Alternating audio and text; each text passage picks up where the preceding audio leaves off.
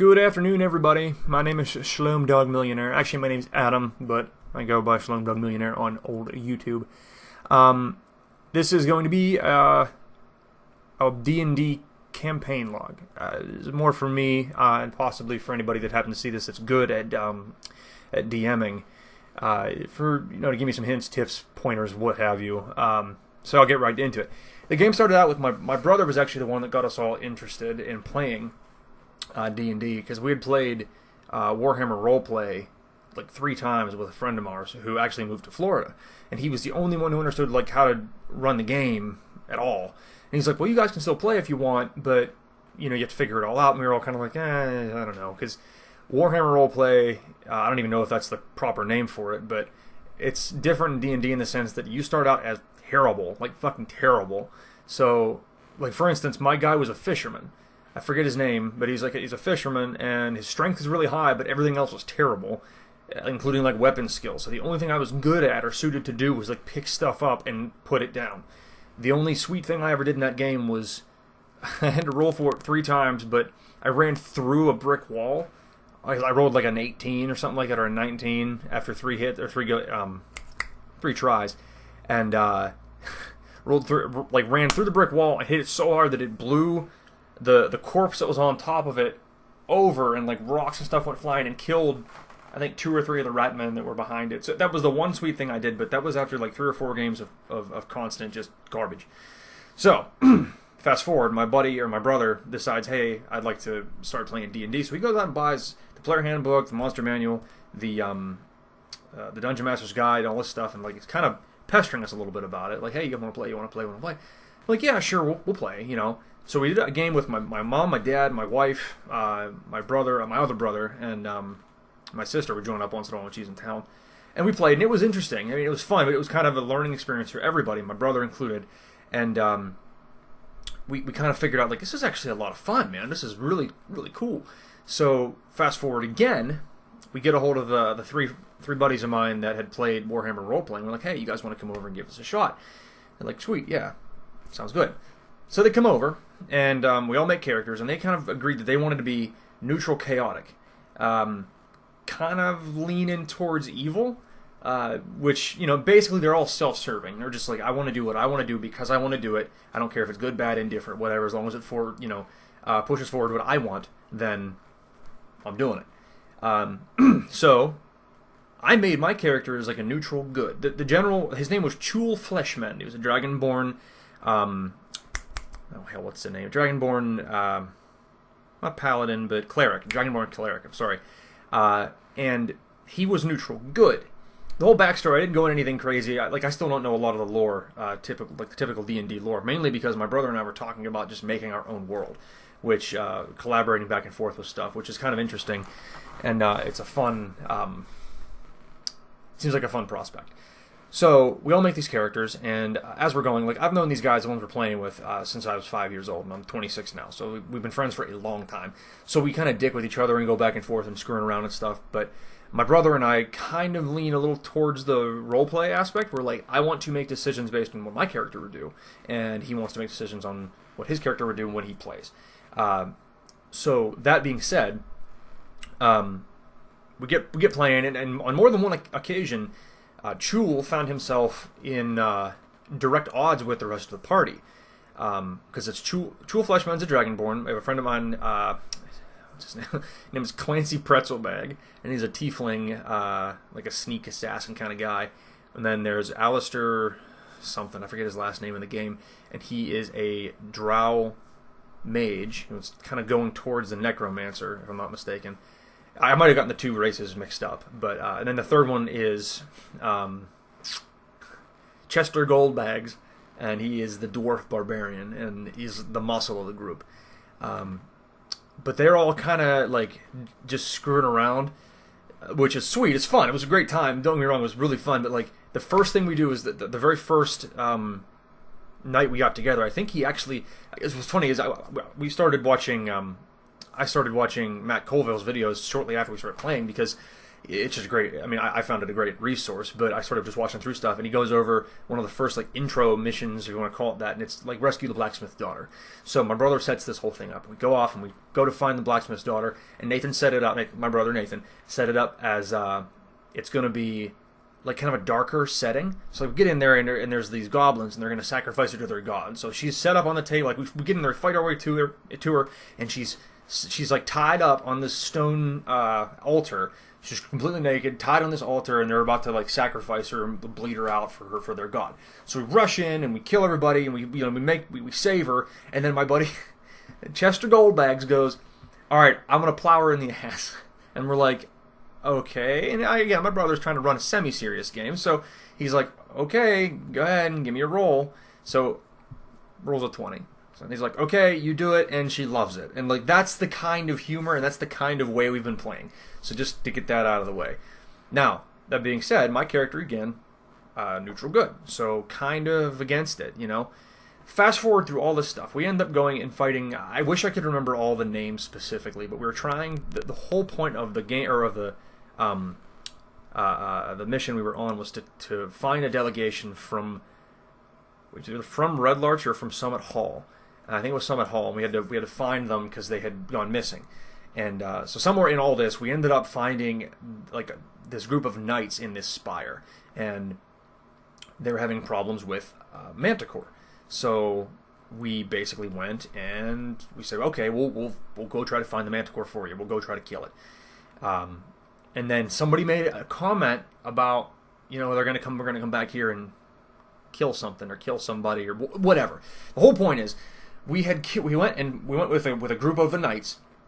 Like a little group that came out with us. We went and hunted down the Manticore and we killed it. It was really epic. We're like flying on these giant like vulture looking things. It was so cool. And we kill it. But the thing is, and this is again, I got to give my brother props for this, is he goes, "Okay, he said, the leader of the knight said, whoever brings me the head of the Manticore gets some enchanted item." I forget if it was a sword or a shield or something. So we killed it and we hit the ground and everybody forgot about this. We get down to the ground, and then like this little piddly knight comes up behind it, cuts its head off, and takes it over to the leader. And he's like, "Here, I got the head." And so he's like, "Okay, here's your reward." And like we lose it. We're like, "What the fuck, man? Like we did all this work. We're all like half dead at this point." And he's like, "Well, I said if you bring the head, you bring the head, blah blah blah." So Clancy, who's a sneaky guy, he's like, "Maybe I'll just kill." Like says it out like to himself, like maybe I'll just kill him and take it. And he's like, the leader of the knights heard that. And everybody points their weapons at us and says, "Get the fuck out." So we're like, "Okay." So at this point, we're all really kind of irritated. And even I'm getting kind of pissy at this point. Like, this is ridiculous. Went through all this work, blah blah blah. So there was the Manticore's lair, which was however many miles away from this. We go there. We're like, "Okay, we'll go see if there's anything there worth seeing." We get there, and there is a second Manticore in the building, and he is. Sentient, like enough to understand us and communicate, but not like super smart. So we're like, "Hey, where is your mate?" And they're like, "Well," he's like, in his best Manticore voice, I haven't seen her. She's out hunting, something along those lines.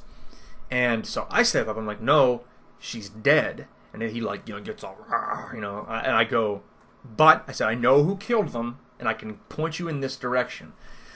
So I take a persuasion check and persuade this thing to just go attack the tower, which is ridiculous. So he goes and attacks the tower, and as he's on his way, we all remember this. I should have said this earlier. I apologize. I got sidetracked. We had picked up a guy in Red Larch, because the whole point is when we were looking for this delegation, we'd found tracks leading off into the woods and a whole bunch of corpses that had the insignia from the guards that were guarding this delegation, and it looked to be 30 or more bugbears with them, and we are nowhere near. We're like level 3 at this point, nowhere near suited to take 30 of these guys on. So we're trying to go back and forth to each town and gather a force to help us go get these guys. So we get to we get to Red Larch, which is kind of where we had been hanging out and going out and doing stuff from that town. We get into the tavern, and there's a dude in the corner drinking, and his name's Ian, and he was like a cattle farmer or something like that, or cattle driver, and he's just big, beefy huge lumberjack-looking guy by the description. So my character goes up and says, hey, you know, we're looking for people to help us find this delegation, and there's going to be a fight. I said, do you know how to handle yourself? So, like, me and my brother had this, we role-played this whole scenario back and forth where this guy's, I forget his last name, Ian, was like, okay, I'll come help you. We, like, paid him 20 or 30 gold or something. So he's like, I'll come help you. Give me a day to say goodbye to my family. So he's got, like, a wife and 2 kids and all this stuff. So he comes with us. This whole thing, he comes with us. Helps us kill the manticore, all this crap. And when we had left, like, we came back to the tower, you know, whatever, and, like, we're talking to the people. He goes back in and, like, starts drinking, does his own thing. We leave him here. Take off, and we go back and get this other manticore, the one that I convinced to, like, go and attack the tower. So he flies back there, and just at that point, I'm like, oh, crap, Ian's still there. Because in-game, I had kind of developed a relationship with this guy. Like, I didn't want him to die. And the whole party's like, yeah, kill him, I'm gonna kill you, go and kill his family. And, like, my Alistair, the necromancer guy, is like he made his own, like, human effigy he keeps on his shoulder, and he makes him talk like a little skull and stuff, and he has a little hood for him. It's creepy, but hell, it fits his character. It's pretty cool. But they're all trying to kill him, and they want him dead, and I'm trying to not kill him. So we get back to the tower. Like, as we're approaching, you see, like, the thing's on fire, everybody's freaking out, and there's arrows, stuff, and, like, losing their minds over this thing. So we get to the front gate, and we convince the guard to let us in to come help kill this thing. So the whole plan was, at this point, was to smoke them out, because we wanted to kind of kill the knights that were here, because we couldn't figure out if they were good or bad. So we were just kind of like, okay, we'll smoke them out, have the manticore kill them, and then we'll, you know, take the rest of the stuff. And right about at this point, I started thinking to myself, I'm like, this is nowhere near the character that I wanted to play. Like, I started out good, and now I'm killing knights and, like, trying to steal things and, like, murder and pillage and all this crap. So, in my head, as my character, I'm like, I have got to turn this around. So, the whole thing, I'm like, I got to find Ian. I want to find Ian. I want to find Ian. And we fight our way to the very top, to the top of the spire. And, like, you can picture the big top of this tower, and there's a manticore in the corner, and, like, 5 knights, and Ian's on the corner. And the knights they know that we're here, because we had fought our way to the top and, like, backstabbed one of them and, like, tried to get to the top of this tower, and then they started attacking us. So by the time we get up there, we're not on anybody's side right now. We're just trying to get to the manticore for whatever reason. So we get to the top, we kill the guys, we kill the knights that are there, and and then Ian still fights the last one left, and he's fighting him. And my brother set the stage perfectly. He's, like, selling it and stuff with the way he's describing stuff. And Ian holds his own for, like, 3 turns, and then we get, like, all the knights gone, and it's Ian's turn, and he reels back, and my character goes like, stop, wait, we're trying to, like, don't attack him, he's not here to kill you, he's here to kill the knights. So he hesitates halfway through an axe swing and looks at us, and as he hesitates, the manticore chomps down, rips him in half, and throws his body off the edge. And my, you know, in game, I'm like, no, you know, like, lose my, no, and so everybody's like, I'm going, no, and the rest of the party's going, yeah, like, excited about it. And I'm, like, in real life, like, a little irritated, because we're all emotionally invested in this, and it was, like, really, like, and so we get through it, we get to the end of it, and everybody's like, heal the manticore, because I was the healer, you know, and they're like, the manticore's hanging by a thread here, he's got arrows sticking out of his wings all sliced up, and they're like, heal him, we want to try to, like, convince him to let us ride him, and, like, use him as a pet, or, like, an attack dog, or whatever. And in game, I'm, like, distraught, and they're like, yeah, we're gonna go, you know, kill him and all this stuff, whatever. So I walk up to him, and I walk up to the manticore, and remember, we are part of the party that killed its mate, and we convinced him we weren't. So I walk up to him, put my hand behind his neck, and I pull him in close and go, we killed your mate. And then I pull up my mace and smash him in the head with it.